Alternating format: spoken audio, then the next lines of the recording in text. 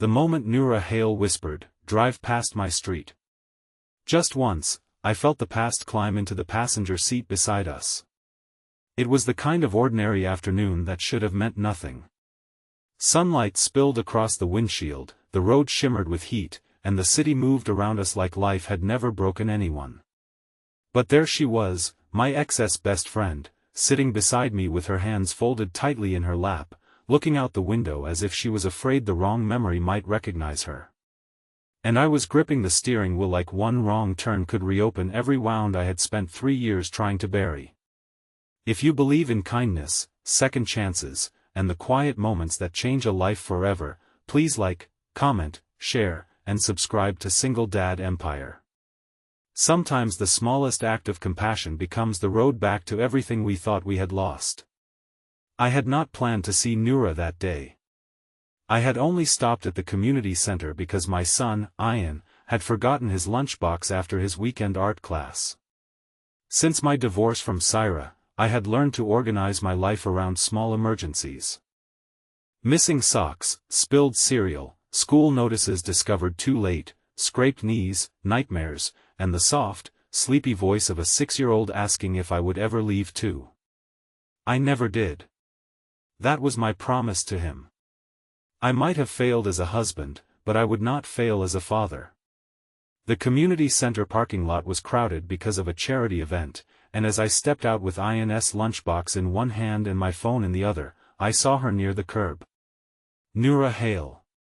The woman who had once stood beside Syra in every photo, every party, every memory of the life I used to have.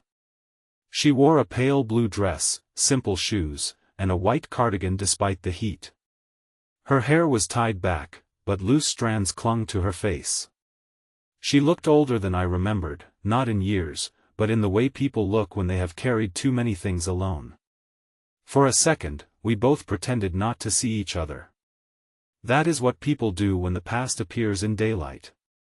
They look away, check their phones, adjust bags, become suddenly interested in the pavement.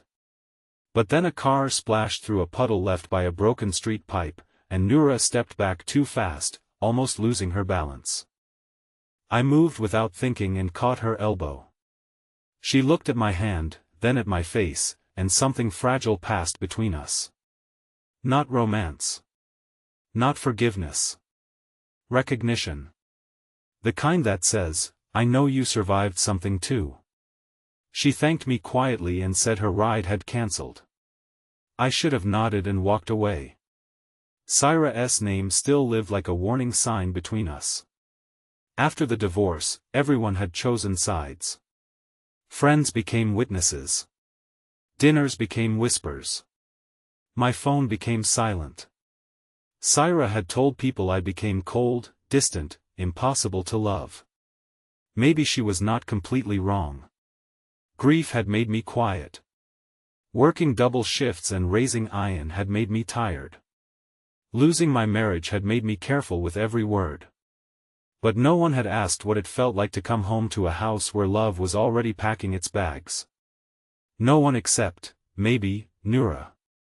She had watched more than she had spoken back then. And now, standing in the afternoon sun, she looked like someone who had finally run out of places to hide. I offered her a ride because it was the decent thing to do. She hesitated, then accepted. The first minutes inside my car were filled with the awkward sound of air conditioning and traffic. She sat with her bag on her knees, looking straight ahead. I asked if she still lived near Maple Row, and she nodded. Her voice was soft when she said yes, but something in her tone made the answer feel unfinished. I drove carefully, aware of every silence. I wondered if she would mention Syra. She did not. I wondered if she knew that Syra had moved to another city last year and only called Ian on Sundays now. She probably did. Friends always know the parts of your life you wish they did not. At a red light, she glanced at the small dinosaur sticker Ian had placed on the dashboard.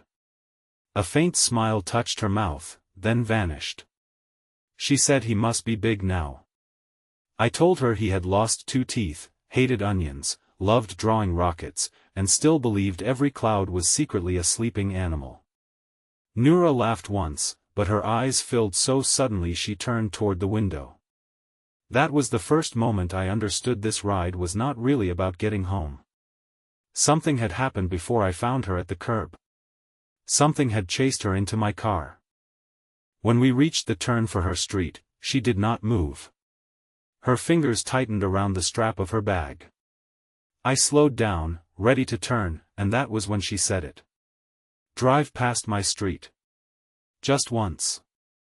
She said it softly, almost like a prayer she regretted saying aloud. I looked at her, but she kept her face turned away. The signal clicked. The road waited. I drove past. For a while, neither of us spoke. The houses became smaller, the shops fewer, the sunlight wider. We passed a playground where children screamed happily around a slide, a bakery with trays cooling in the window, and an old cinema that had been closed for years. Noura watched everything as if the city had become a map of all the versions of herself she had abandoned. Then she told me the truth in pieces. Not all at once.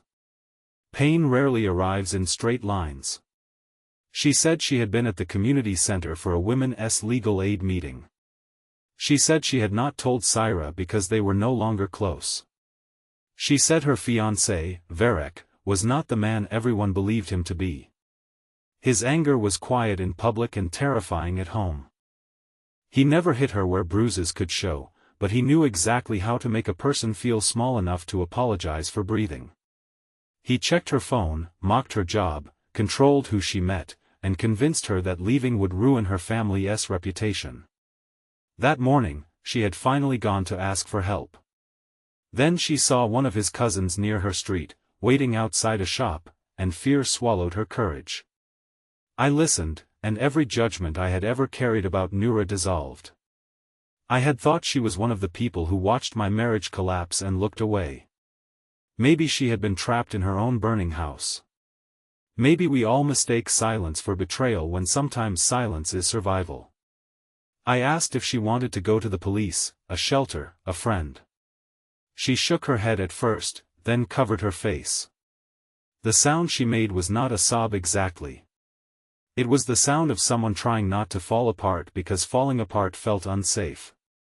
I pulled into a quiet roadside park where jacaranda trees threw purple shadows over the pavement. It was still daytime, bright and open, but inside the car it felt like we were parked at the edge of a storm. I told her she did not have to decide everything in that moment. She only had to decide the next safe step. My voice surprised me. It was the voice I used with Ian when he woke from bad dreams. Calm. Steady. Certain, even when I was not. Noura looked at me then, really looked, and said she was sorry. I thought she meant for asking for the ride, but she meant for years ago. She said she had known Saira was hurting me too. She had seen the way I disappeared in my own home, the way I tried to keep peace, the way I smiled at dinners while Saira humiliated me with jokes sharp enough to draw blood. Noura had wanted to speak up, but Saira had been her closest friend, and Noura had been a coward. Her word, not mine. She said after the divorce, she told herself it was none of her business. But guilt had stayed. I did not know what to do with an apology I had stopped expecting. For years, I had imagined someone from that old life admitting I had not been the monster in the story. I had imagined feeling victorious. Instead, I only felt tired. I told her we were all younger then, and broken in different ways. I told her that sometimes people choose silence because they do not know silence also has consequences. She cried harder at that, and I let her. Not because I had no anger, but because anger had already taken enough from me. Then my phone rang. It was Ian's school. His art class had ended early, and he was waiting. Noura immediately wiped her face and said I should take her back. But when I glanced toward the road leading to Maple Row, she stiffened again. So I made a decision that felt small and enormous at the same time. I asked if she would be comfortable coming with me to pick up Ian, then we could call the legal aid counselor from a safe public place. She nodded. Ian ran to the car with his backpack bouncing and a paper rocket in his hand. When he saw Noura, he became shy, hiding half his face behind the rocket. I introduced her as an old friend. She smiled at him with such gentleness that something in my chest ached. Children notice sadness faster than adults think. Ian climbed in and asked if she was crying because her rocket crashed. Noura laughed through tears and said maybe. Without hesitation, he handed her his paper rocket and told her she could keep it because this one was strong enough to fly again. I saw her hold that wrinkled little craft like it was made of gold. We went to a small cafe near the library, bright with afternoon sun and crowded enough to feel safe. I bought Ian a sandwich and Noura a tea she barely touched. She called the legal aid counselor. Her voice trembled at first, then steadied. She explained she could not return home yet. The counselor gave her an address for a safe temporary place and told her what documents she needed. Noura listened, wrote everything down, and for the first time since she entered my car, her shoulders lowered. Fear was still there, but now it had company. A plan. A witness. A way forward. While Ian colored on a napkin, Noura told me she had once dreamed of opening a small bookstore with a reading corner for children. Varek had laughed at the idea until she stopped mentioning it. I told her dreams do not die because someone mocks them. They just go quiet, waiting for a safer room. She looked at me with that same fragile recognition from the curb, and in her eyes I saw not my ex's best friend, not a piece of my ruined past, but a woman trying to walk out of a life that had taught her to shrink. The suspense of that day did not end at the cafe. As we stepped outside, Noura froze.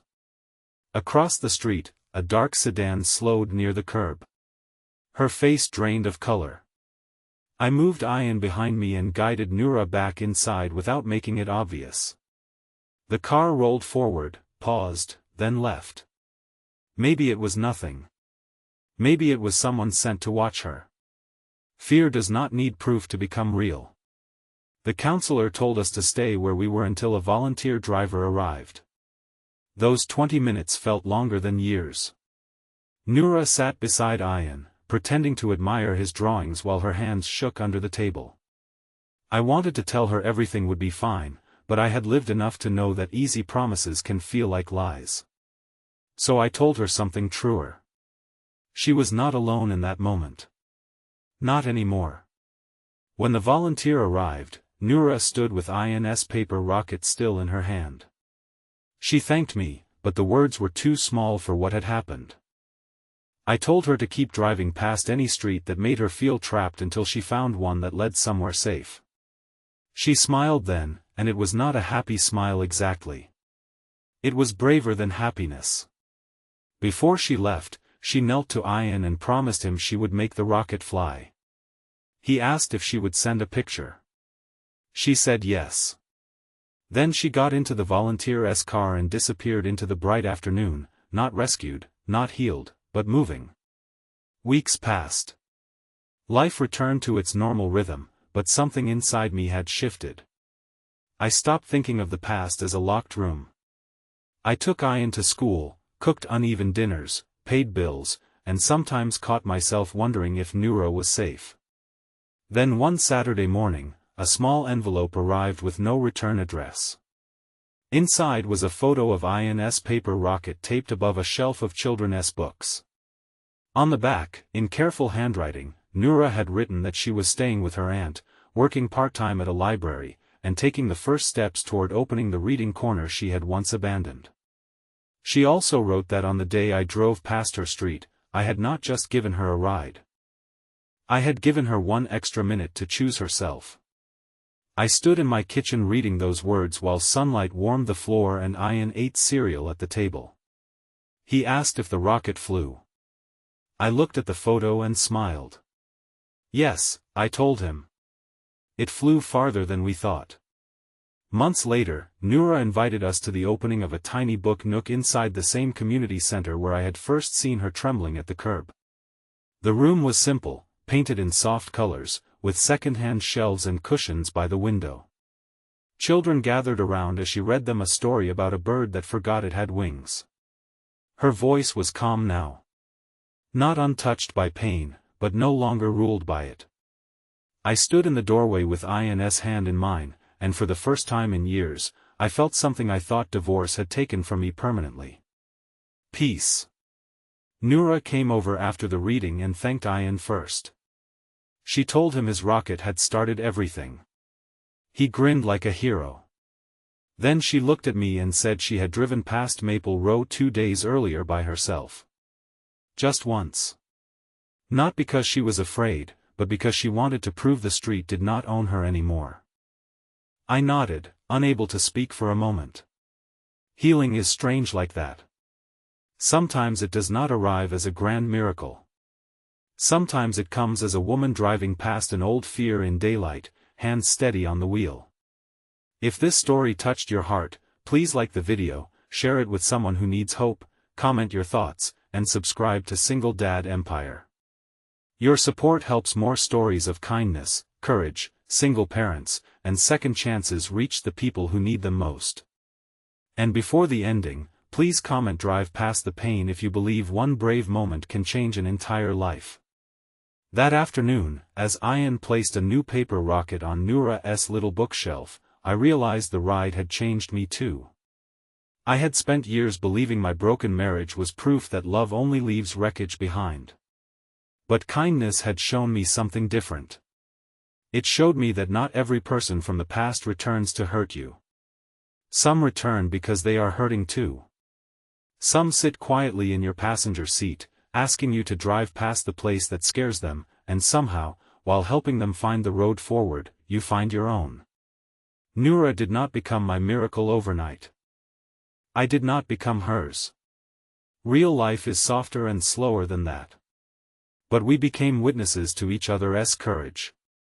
We became proof that even after betrayal, fear, divorce, and loneliness, the heart can still make room for mercy. And sometimes, on an ordinary daytime road, with the sun on the windshield and a child's paper rocket on the dashboard, life gives you a quiet chance to choose kindness. When it does, take the turn. Drive a little farther. You never know who might finally begin to fly.